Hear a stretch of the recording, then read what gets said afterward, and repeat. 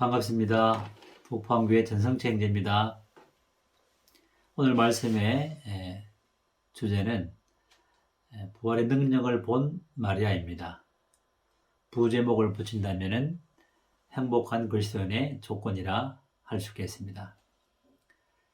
부활은 그리스도인의 삶의 핵심 중의 핵심이며 기독교 신앙의 핵심입니다. 만약에 부활이 없다면 우리의 믿음도 헛것이고 우리의 전하는 복음도 헛것이며 우리는 여전히 죄 가운데 있다고 고린도전서 15장의 말씀을 하고 있습니다. 이런 부활의 능력을 맛본 사람이 오늘 본문 요한복음 11장에서 말씀하고 있는 마리아입니다. 마리아는 여러분이 잘 아시는 것처럼 예수님의 머리에 향유를 붓고 자기 머리털로 씻었던 유명한 여인입니다. 마리아는 오라버니의 나사로의 죽음과 부활을 통해서 주님의 죽으심과 부활을 알게 된, 또 믿음으로 알게 된 유일한 여인이기도 합니다. 이 죽음과 부활, 그리고 이를 기초로 한 헌신된 삶이 행복한 그리스도인의 조건이기도 합니다. 먼저 나사로의 죽음을 살펴보겠습니다. 나사로는 병들었지만은 죽지 않았습니다. 여동생들이 사람을 주님께 보냈을 때 그의 오라비는 아직 죽지 않았고 여전히 살아 있었습니다. 그러나 주님께서는 의도적으로 이틀을 더 예루살렘에 거하셨습니다. 왜 그랬을까요? 나사로가 병들었다가 치유하는 것보다도 완전히 죽어서 도저히 살릴 희망이 없는 상태에서 살리는 것과 어느 것이 더 주님의 영광이 되었을까요? 당연히 후자가 되겠죠. 죽어야만 부활이 있습니다. 그리스도인들도 예수 그리스도와 함께 십자가에 못 박혀 죽었다고 성경은 분명히 말씀하고 있습니다.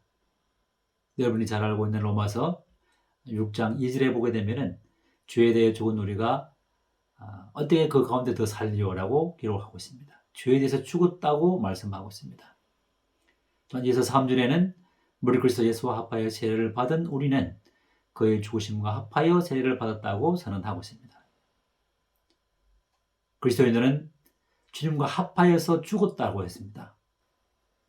십자가에 못 박혔다고 말씀하고 있습니다.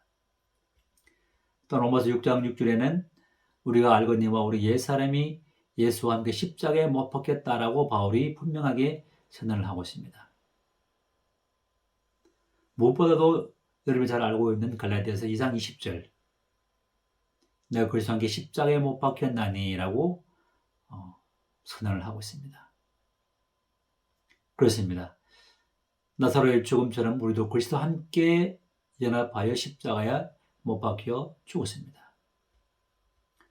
십자가에 못 박혔기 때문에 이제 우리는 내 안에 내가 사는 것이 아니라 내 자아가 주관하는 것이 아니라 내 생각과 내 뜻이 주관되는 것이 아니라 주님께서 사시기 때문에 이제 내 안에 주님의 의지와 주님의 자아와 주님의 생각과 주님의 뜻이 우리 안에 사는 것으로 변하게 되는 것입니다.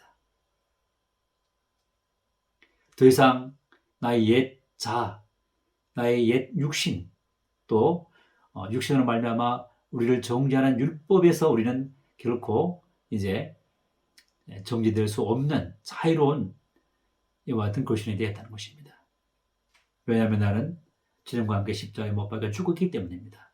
나사로의 죽음과 같이 도저히 희망이 없는 이와 같은 죽음에 이르기 때문에 우리는 결코 우리의 옛사람이 나의 자아가 나를 주관하는 것이 아니라 주님이 내 삶을 주관하는 이와 같은 사람이 되었다는 것입니다.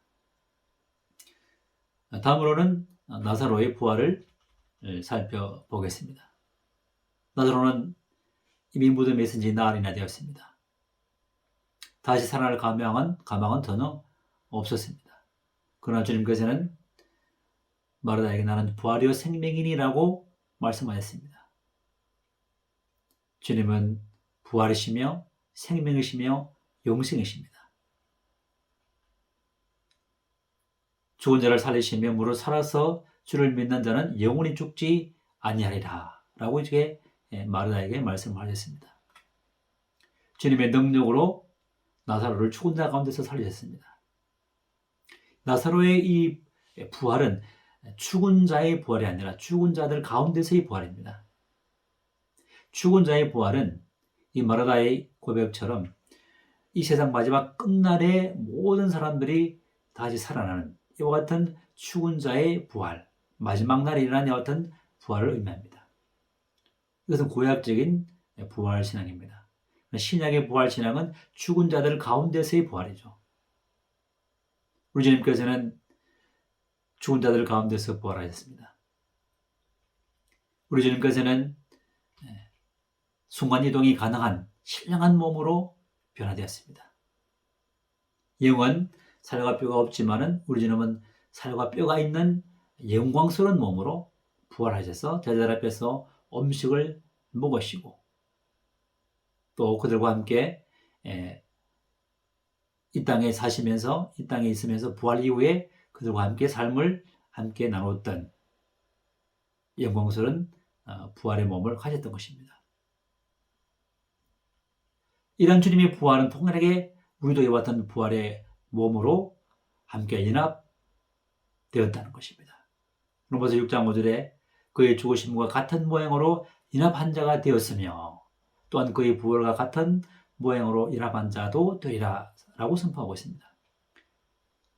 그리고 주님의 죽으심과 함께 연합되었다면 주님의 부활에도 함께 연합된다고 말씀하고 있습니다. 또한 8절에는 만약 우리가 그리스도와 함께 죽었으면 또한 그와 함께 살 줄을 믿노니 라고 사도 바울은 담대하게 선언하고 있습니다. 우리는 주님과 함께 죽었고 함께 연합하여 살 줄을 믿는다. 산 사람이라 이렇게 성경은 기록을 하고 있습니다. 그러므로 우리는 주님과 함께 부활에 참여하여 새 생명 가운데 살아가는 사람들입니다. 얼마나 놀라운 소망입니까? 얼마나 놀라운 기쁨이며 얼마나 큰 행복입니까? 나사로가 완전히 죽었다가 냄새나는 희망이 없는 가운데서 주님께서 나사로를 살리셨습니다. 얼마나 이 마리다와 마리아가 기뻤겠습니까? 얼마나 감사가 넘쳤겠습니까? 얼마나 행복감에 젖었겠습니까? 이처럼 그리스도인들도 주님의 죽으심과 부활에 연합하게 될 때에 내가 죽고 주님이 내 안에 살게 될 때에 이와 같은 기쁨과 감사가 넘치게 된다는 것입니다. 마지막으로 그리스도의 죽음과 부활에 연합된 사람만이 참된 헌신을 할 수 있다는 것입니다. 요한복음 11장이 끝나고 12장 1절과 3절에 보게 되면 주님께서 다시 이 가정에 오셔서 이 가정이 주님을 위해서 잔치하는 내용이 기록되어 있습니다. 그렇습니다. 부활을 경험한 사람, 부활의 능력을 맛본 사람은 날마다 그 마음속에 잔치로 가득 차게 됩니다. 항상 감사가 있다는 것이죠.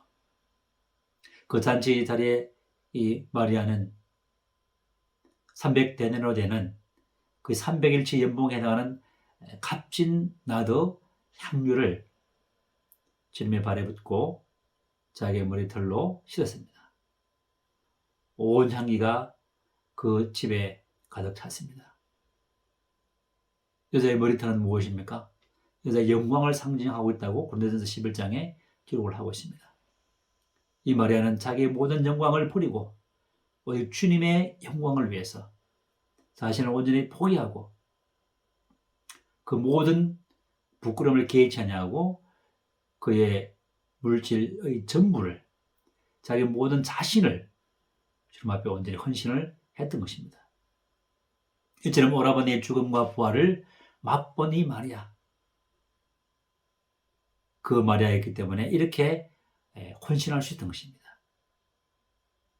이처럼 그리스도인의 행복은 첫째는 그리스도와 함께 죽었다는 믿음이 있을 때 행복이 찾아옵니다. 둘째는 주님과 함께 부활했다는 신앙이 우리에게 있을 때에 또한 행복이 배가가 되는 것이죠. 아울러서 지속적인 행복을 누리기 위해서는 주님의 죽으심과 부활에 연합된 기초 위에 성령의 인치심과 내주하심을 통해서 지속적으로 헌신하게 될 때에 내 몸을 거룩한 산제사로 드리고 의의 변규를 드리게 될 때에 우리는 주님의 죽으심과 부활이 지속적으로 우리 삶 가운데 역사해서 지속적인 기쁨과 행복한 그리스도의 삶을 살 수 있다는 것입니다. 이것이 우리에게 주신 축복인 것이고 이것이 부활의 능력을 맛본 마리아의 행복이고 또 행복한 그리스도의 세 가지 조건인 것입니다. 바로 그리스도의 죽음이 나의 죽음이고 그리스도의 부활이 나의 부활이고 이와 같은 주님의 죽으심과 부활에 인합된 자가 지속적인 헌신을 통해서 지속적인 행복감을 누리시다는 것입니다. 여러분은 참 행복하십니까? 이 땅에 참된 기쁨과 평안과 행복이 어디 있습니까? 오직 내가 주님과 함께 죽고 부활하고 지속적으로 헌신할 때만이 우리는 지속적으로 참된 그리스도의 행복을 맛보며 살아갈 수 있다는 것입니다. 이와 같은 행복을 여러분들은 누리고 계십니까? 이와 같은 세 가지 죽음과 부활과 헌신을 통해서 지속적인 행복과 기쁨을 누리시는 우리 청년들이 되기를 기도하게 되었습니다. 감사합니다.